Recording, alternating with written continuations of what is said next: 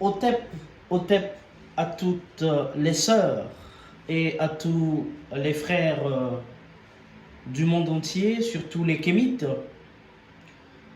parce que nous aimons partager nos déchets de connaissances avec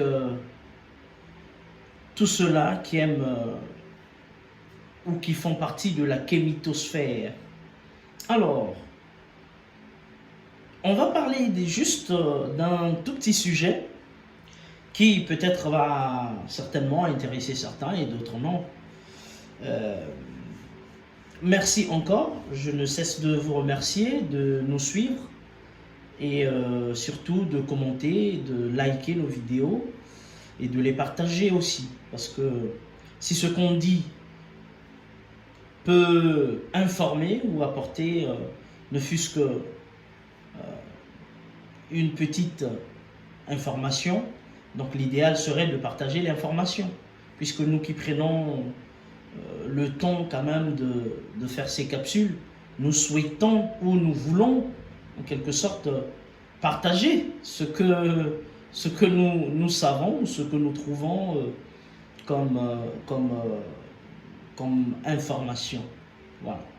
Alors, j'aimerais parler aujourd'hui de pourquoi l'âge, la vieillesse sont sacrés en Afrique. Et d'où venait, donc, à quoi est dû, quelle est la cause fondamentale du respect des anciens? Voilà. Presque cette espèce de vénération que nous avons pour nos anciens, pour nos aînés, ça vient d'où? Voilà. Et pourquoi en Occident ce n'est pas pareil? Pourquoi? Qu'est-ce qui fait que en Afrique, nous, hein, les aînés, on les appelle toujours yaya. Le papa d'un ami, on l'appelle papa. L'oncle d'un ami, on l'appelle oncle, parce que y a cette affinité qu'il y a entre les amis fait que son oncle, c'est mon oncle. Sa tante, c'est ma tante. Sa maman, c'est ma maman. Sa sœur, c'est ma sœur, etc. Et donc, mais ce n'est pas pareil. Ce n'est pas pareil qu'en Occident. Ici, là, voilà, ton père, c'est ton père. Ta mère, c'est ta mère. Ta sœur, c'est ta sœur. Ton frère, c'est ton frère. Ta tante, c'est ta tante. Ta belle-mère, c'est ta belle-mère. Chez nous, belle-mère, on l'appelle toujours maman. Parce que, voilà, c'est elle qui nous fait grandir. C'est avec elle que nous passons du temps, surtout si on a perdu nos parents ou nos parents ne sont plus ensemble. Le beau-père, c'est papa. Chez nous, on ne dit pas le mari de maman, on l'appelle pas par le nom, on l'appelle papa. La femme de papa, on l'appelle pas par son prénom, on l'appelle maman. Mais ici, c'est différent. Maintenant, à quoi c'est dû? Surtout, je vais plus me focaliser sur le respect des anciens, le respect des aînés. Alors, cette vénération des vieillards et des anciens et le respect des aînés, autrement dit, le respect de l'âge, parce que à la fin, c'est l'âge qu'on respecte, n'est-ce pas? La personne qui a vécu certaines choses avant toi.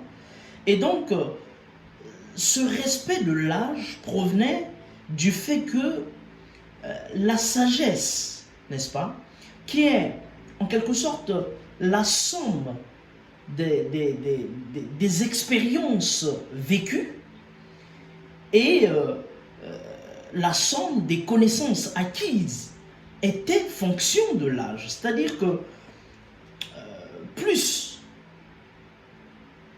un homme ou une femme était plus âgé que soi, eh bien, cette personne,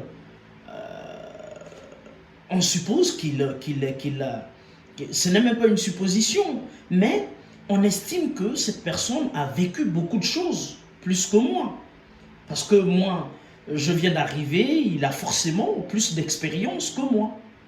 Et donc, du coup, ça constituait déjà... Donc, l'âge était un facteur de respect parce qu'on se disait que cette personne qui est plus âgée que moi, a plus d'expérience que moi, a vécu plus de choses que moi, a acquis plus de choses que moi, forcément. Et donc, il y avait ce respect-là par rapport à son vécu, par rapport à ses expériences, par rapport à ses connaissances, n'est-ce pas? Et quand on voit en Occident, c'est quoi le problème? Pourquoi il n'y a pas cette vénération, ce respect des aînés et des vieillards, des anciens? Ici, tu vas voir, hein, un monsieur de 80 ans, on l'appelle par son prénom. Voilà, on s'en fout. Voilà. Mais c'est dû à quoi, en fait? En fait, en Occident moderne, où l'instruction peut conférer dès le bas âge des connaissances qui dépassent celles de beaucoup de personnes âgées, l'infaillibilité n'est plus fonction de l'âge, voyez-vous, parce que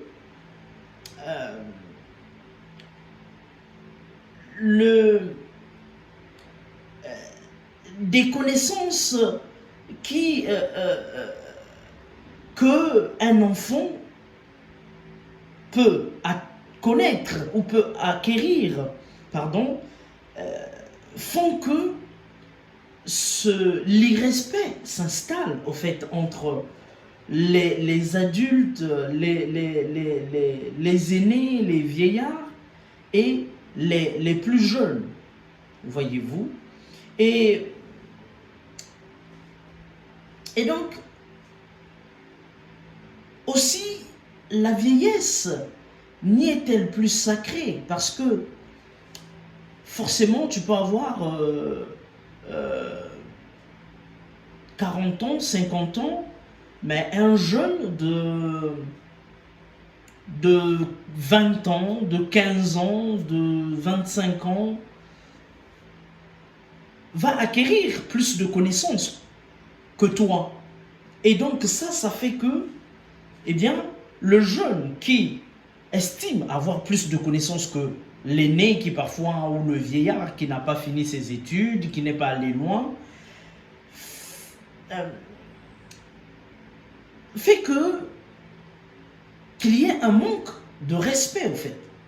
Parce que chez nous, le respect est dû, comme on venait de le dire en amont, du fait que cette personne est née avant moi. Forcément, cette personne a beaucoup d'expérience, plus que moi, a beaucoup de connaissances, plus que moi. Mais si moi qui arrive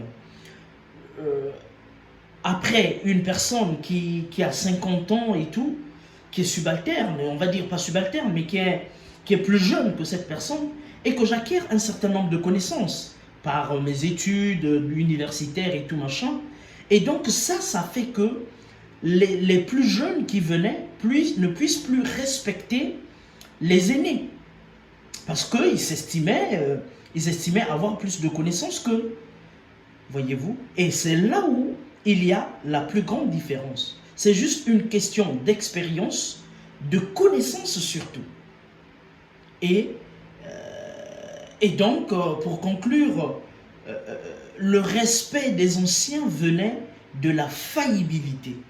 En Afrique, chez nous les Kémites, le respect venait de la faillibilité, parce qu'on se sentait faillible envers nos aînés, envers nos vieillards.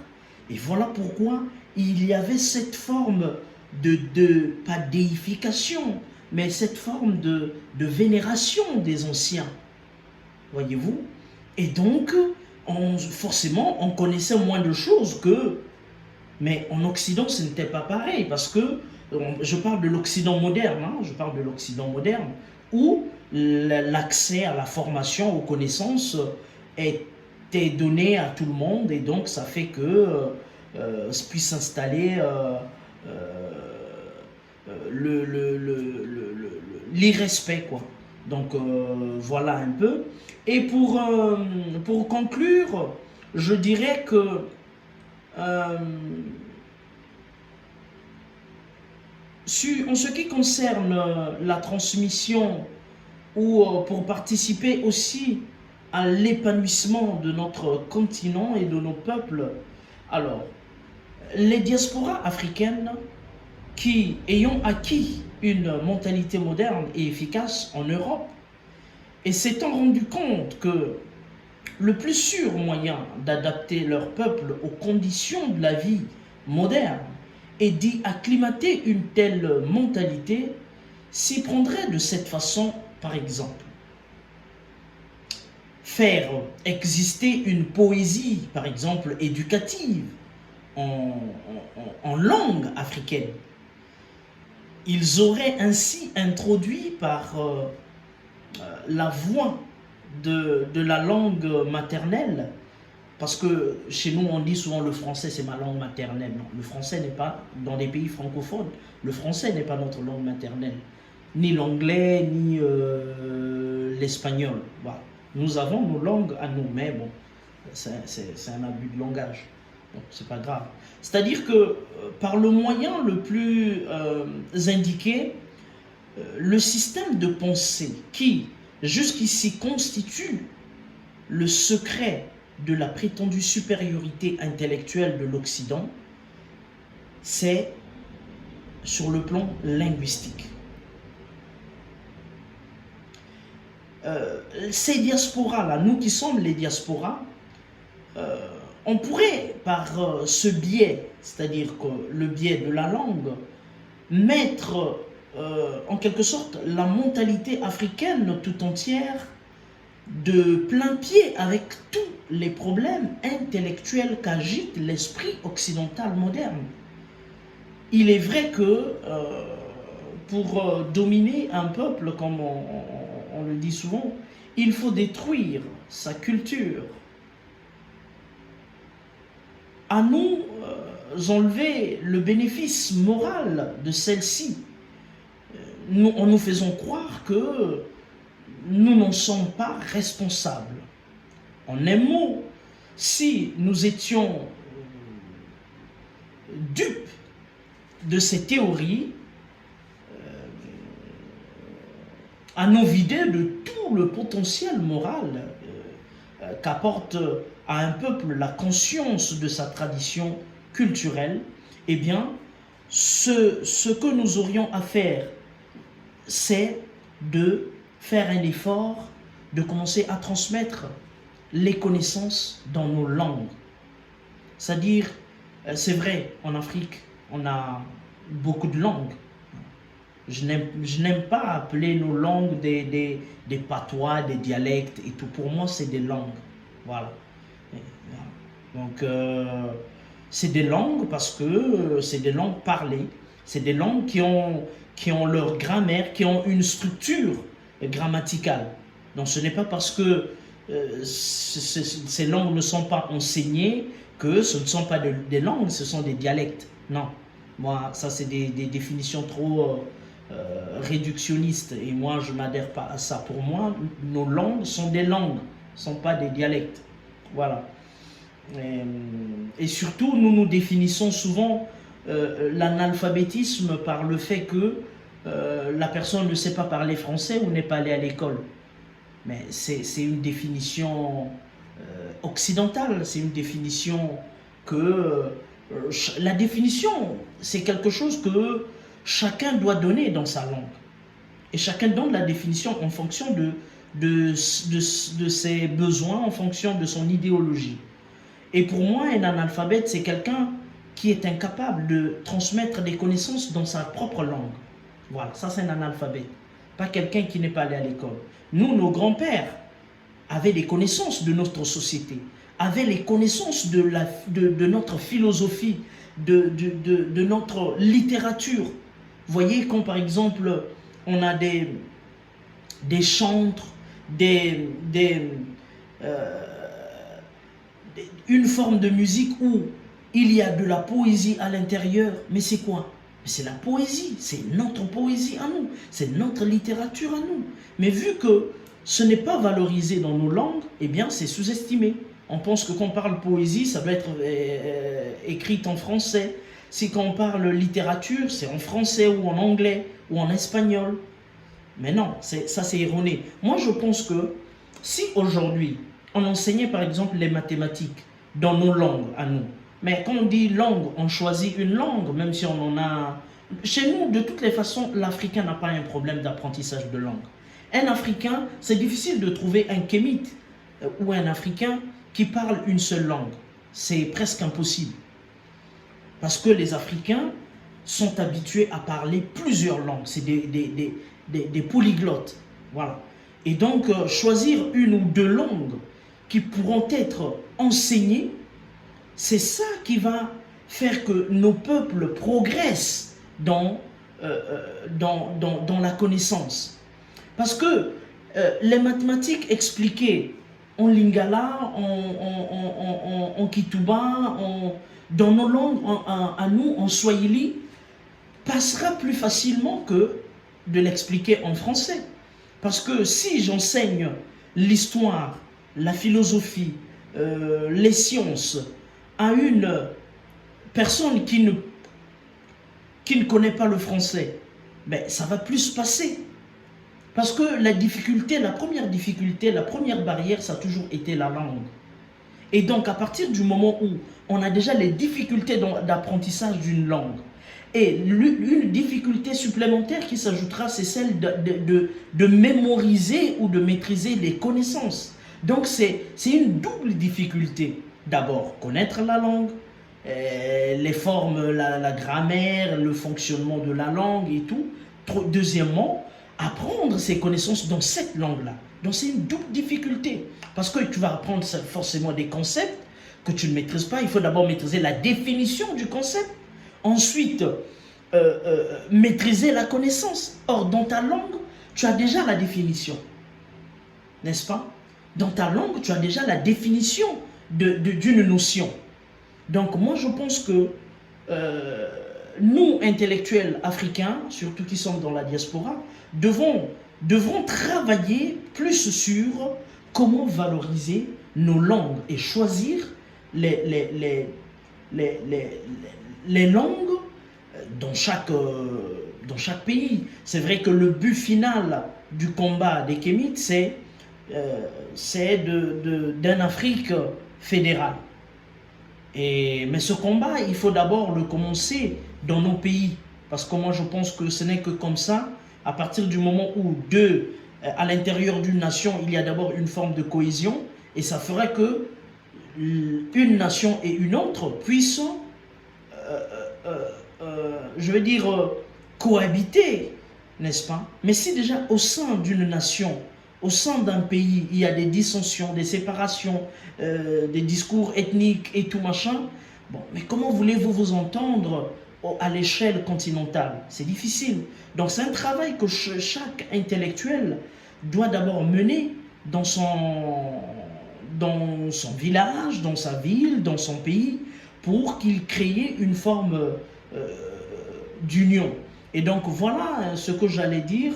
Donc moi je pense que si on arrivait à valoriser d'abord nos langues et commencer à transmettre des connaissances dans nos langues, ça ferait que même celui qui n'a pas la possibilité d'aller à l'école peut apprendre certaines notions, même sans aller à l'école. Donc il a accès à l'information, à la technologie, à la science, à la physique, aux mathématiques, à la biologie, à la philosophie, à la littérature, etc. Donc voilà ce que j'allais partager avec vous aujourd'hui. Et comme j'aime toujours dire, à bon entendeur, salut, merci beaucoup.